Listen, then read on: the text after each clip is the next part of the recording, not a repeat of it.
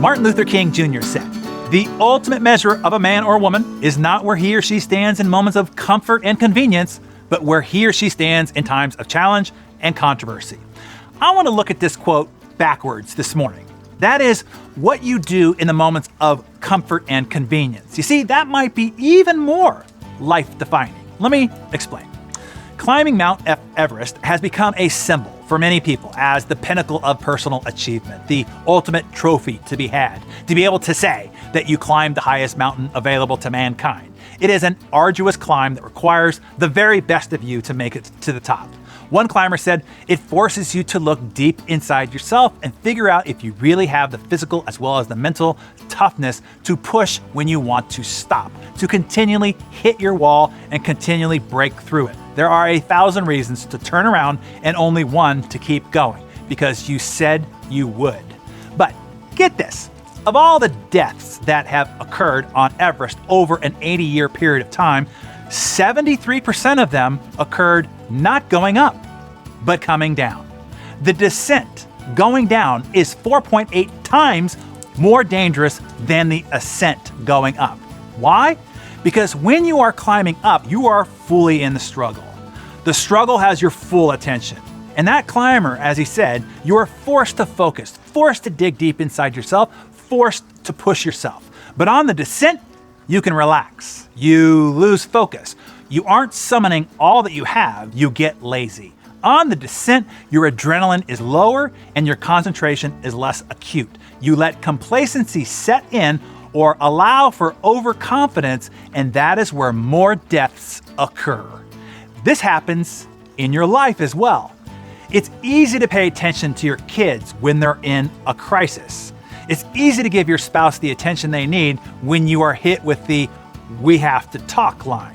It's easy to cut sugar and carbs out of your diet when you get diagnosed with diabetes or you're a month away from your wedding. In your business, it's easy to cut costs when you run out of money and can't make your bank loan. It's easy to let go of non-productive people when you are forced to do layoffs. It's easy to focus on customer experience after a PR crisis. Back in 2002, Sony and Nokia had the mobile phone market by the tail. They were by far the most prominent players in the burgeoning business. Apple and Samsung weren't even in the mobile game yet. Based on Nokia and Sony's dominant market share, strong consumer brands, and their existing hardware and cellular capabilities, they were on an assured path to continue their exponential growth. So what happened? Nokia and Sony literally fell off the mountain to their death. They got lazy. They relaxed. They stopped pushing. They stopped innovating. They stopped summoning the best they had. They lost focus and fell. So, if I may, I'd like to make an adjustment to MLK's quote here. The ultimate measure of a man or woman is not only where he or she stands at times of challenge and controversy, but also, and maybe even more important, when it's easy to drift and lose focus in moments of comfort and convenience. I have seen achievers who literally go from crisis to crisis. A crisis is the only thing that gets their attention. If they are not in a crisis, they create one. A crisis is the only thing that gets them to take action. This is not healthy. This causes them to yo-yo. They create success and then fall into failure. They rise from the ashes, create success, and then fall into failure again, over and over. That is no way to achieve or to live. If they only kept doing what they did to create the success while they were successful, they'd not only sustain success, but have it multiply on itself. What I want to suggest to you here this morning is, 1, be as vigilant when times are good as you are when they are bad. Keep your focus, keep digging deep, keep pushing yourself, always. 2, the best time to repair the roof is when it's sunny outside. When it starts to rain, it's too late. But often, that is the only time people wake up to the disrepair of their house. As Warren Buffett said, when the tide goes out, you get to see who's been swimming naked.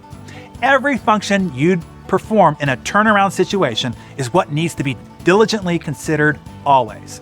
In business, that means intelligent cost cutting, trimming your product lines and focusing on your winners, streamlining your internal processes, personal visits and staying close to your customers, investing in the development of your people, pushing for innovation, running experiments and testing, refining your market strategy for maximum leverage, keeping pressure on growth. If you aren't growing, you are dying. In your personal life, that means assessing and improving your diet, adjusting your workouts to break plateaus, reprioritizing and trimming your to-do list, reprioritizing and trimming your relationships, reducing expenses and growing your investments, refining your goals, plans, and work methods, pushing yourself for continual improvement. If you aren't improving, you are falling behind. So remember, while the ascent is thrilling and adrenaline-filled, it is the descent, when the pressure is off, where 73% of people fall to their death. Stay vigilant. Hey, my dear.